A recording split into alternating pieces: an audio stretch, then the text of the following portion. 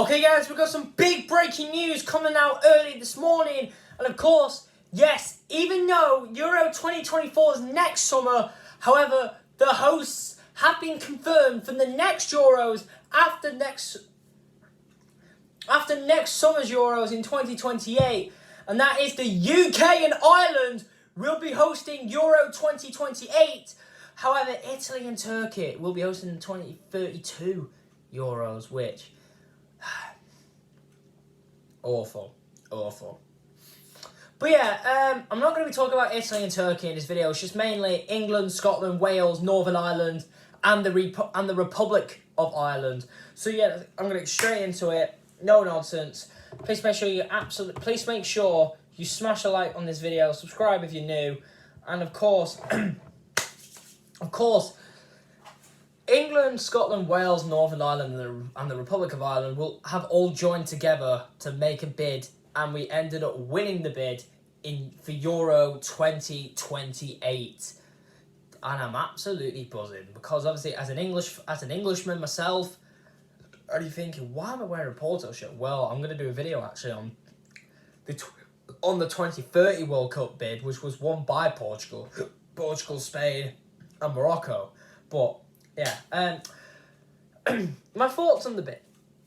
I think we deserve to have the Euros because we've been bidding for so long to have tournaments here in this country, but we ended up not doing it because. But the thing is, if you look at all the other countries, say the 2006 World Cup, we were robbed by Germany. However, to be fair, South Africa was in the bid as well, but Germany won it. However, to be fair, what had doubted England's bid is that the construction of Wembley, because 6 years earlier, of course, in 2000, of course, the old Wembley was knocked down. And in fact, the old Wembley actually hosted Euro 96, was actually the last Euros was actually held here in the UK, or mainly solely just in England in general. But however, England had pretty much most games in Euro 2020 at Wembley anyway, so... but... I want to go back to the World Cup part. But yeah, of course, obviously, the new Wembley had only been built in 2003? 2005?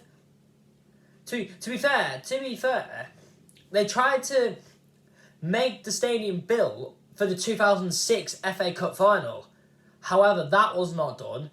However, that didn't get done in time. So the Millennium Stadium is actually one of the venues for Euro 2028. Actually, still had to host the FA Cup final before Wembley, since 2007, had hosted the FA Cup final, EFL playoff finals, the Johnstone's Paint Trophy final. Oh no! I think the Millennium hosted the 2007 EFL Trophy final, but I don't know. But yeah, hosted two Champions League finals, but soon to be three this summer, this season actually, because this season's Champions League final has actually being held at Wembley, and the Aviva's hosting the Europa League, which is actually quite incredible to think. But yeah, let's talk about the venues. Of course, let's start off with England. Obviously, we've got St James's Park, Villa Park, the Etihad, Bramley Moore Dock, Villa Park, the Tottenham Hotspur Stadium, and Wembley, of course. So that's 6 venues in England. Scotland have Hampden Park. Wales have the Principality Stadium in Cardiff. Northern Ireland, right, this is where I'm going to have a little rant on the bid. Northern Ireland have Casement Park. And the Republic of Ireland obviously have the Aviva Stadium in Dublin. So, all the other stadiums, fine. And respect that. However, Casement Park in Belfast for Northern Ireland. Right. This is where I didn't like it. Because if you look at it, Windsor Park, we all know, Windsor Park, it's of course Northern Ireland's national stadium.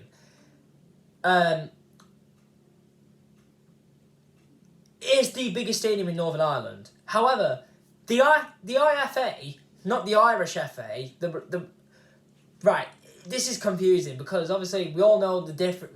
I don't know the full difference between Northern Ireland and the Republic of Ireland, but however, the FAI, actually the Football Association of Ireland, of course that's the Football Association of the Republic of Ireland. The Irish FA is the Football Association of Northern Ireland. So, of course, so the Irish FA, by the way, do not own Windsor Park. It's actually owned by record Northern Irish champions Linfield. So Linfield own Windsor Park, even though it is their national stadium for years. So really, of course, if you haven't seen pictures of Casement Park, it's literally full of weeds. It's literally abandoned. It's literally an abandoned stadium in Belfast. Hasn't been used for years. I don't even think a game's been played there since 2003. So 20 years, the stadium's been abandoned, and it's only going to get back to redevelopment. So, I'm sorry, but Northern Ireland, sort it out, lads. Sort it out. Even though it's only like 2024. 6 years. No, 5 years. Yeah, 6 years. But when the next Euro... No, 5 years, because the next Euros will be in 4 years. Will be 4 years' time.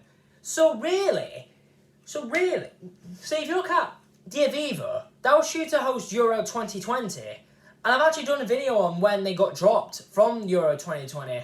If you haven't checked it out, it's on the Euro 2020 playlist on this channel. Oh, it is on the channel now. But the Aviva, it deserved to have a Euros because the stadium looks absolutely fantastic. Where the old Lansdowne ground was in Dublin. However, one stadium, to be fair, I actually thought could have also been on there, Croke Park. Obviously, Croke Park isn't mainly used for football nowadays in Ireland. It's been used for Gaelic football. So I've never heard of it. I've never heard of Gaelic football. If there is any Irish fans who are watching this video, please let me know in the comments what is Gaelic football like in your country. And by the way, I'm actually still wanting to visit Northern Ireland and the Republic of Ireland for quite a long time now. So I still want to go there, but. So yeah, Hampden, yeah, fair enough, because it is the national stadium of Scotland. But however, what could have added Scotland more stadiums is that if they added Celtic Park or Ibrox, or even Murrayfield. But to be fair, Murrayfield is mainly used for rugby stadium. No, it's mainly used for rugby now, not for football. But yeah, Hampden, fair enough. I'll happily go to Hampden any day of the week. But yeah, the Principality. Of course, it is the Millennium Stadium. It is, in fact, the national stadium of Wales. However, the Wales national team, the football team, do not play there anymore. They play down the road at the Cardiff City Stadium, which is actually the home of Cardiff City. So, for years, Wales have played at the Cardiff City Stadium, not at the Millennium. So, what has that been used for? Well, in fact, Wales rugby team is more used for rugby now than for football. The last time it's been used for football was in fact the 2017 Champions League final between Juventus and Real Madrid. Not now, Callum. But yeah, Wales, fair enough. And now England. Of course, St James's Park and Villa Park was the only two stadiums that are still there from when we had Euro 96. But would you also say Wembley? But however, though, there's two different Wembleys. Obviously, Wembley in Euro 96 is nothing like what it is now. Obviously, the Twin Towers. Oh my God, Callum. Why is he ringing me during a video? But I don't know. I'll talk to him in a minute. But yeah, of course, the new stadiums have been used. Obviously, the Etihad, obviously in Manchester, replacing Old Trafford from Euro 96. Everton's new stadium in Bradley Moore Dock is actually replacing Anfield, because what I find weird with Anfield is that the pitch is too small for UEFA requirements. Like, how is that small? If it's being used for like Champions League games or Europa League games or something like that, that's allowed. But when it's like Euros, it's not. Very weird. But to be fair, Old Trafford wasn't really going to be picked anyway. So the Etihad, I'm actually happy with that because I'm a City fan. And obviously Etihad's been used.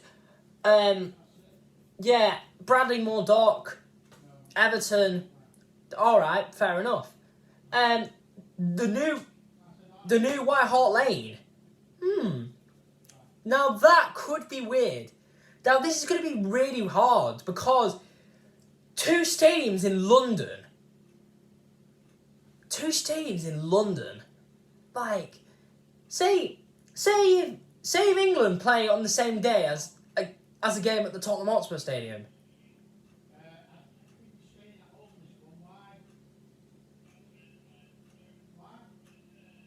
So, say if England playing at Wembley, and if, say, I don't know, Portugal play Spain at White Hart Lane, as an example, the trains to get from Wembley to White Hart Lane would be mad. It would be mental. So, now, qualifying. However, what I find stupid is to say, for all of the hosts have to go in qualifying for the Euros. However, UEFA have said there will be 2 safety net positions for 2 of the hosts. So whoever has the best qualifying record without automatically qualifying would be in it. So say, if it's in that case, England and Wales would qualify because England qualify every time. So England should get a bye. However, if you look at Wales, they've had a very good qualifying record recently, to be fair to them. Of course, Scotland, they hadn't qualified for Euro since 96. However, the way that they had to qualify for Euro 2020 was obviously through the playoffs. Northern Ireland and the Republic of Ireland hadn't qualified. Well, Northern Ireland had qualified automatically through the Euros once, and that was for 2016. The Republic of Ireland, I think all of their Euro qualifications came through the playoffs. Because I remember Euro 2012, they battered Estonia in the playoffs. 2016, battered Bosnia, and even got 4 points from Germany in that campaign. So technically, what that means, if they decided by the safety net rule of positions, so that would mean England and Wales would get a bye. However, 1 to 3 home nations will miss out. So that's stupid. To say if Northern Ireland and the Republic of Ireland both don't qualify, then what's the point? So say for example, if what happens if all of them didn't qualify? Then we wouldn't have a proper Euros then, would we? So UEFA, right, it's absolutely stupid. But however, I understand. I understand why they're doing it, because let's be honest, it's 5 home host nations. No way would you automatically qualify them. However, the ruling though is stupid. It's stupid, man. But I don't know. But to say, so if I was to make some predictions,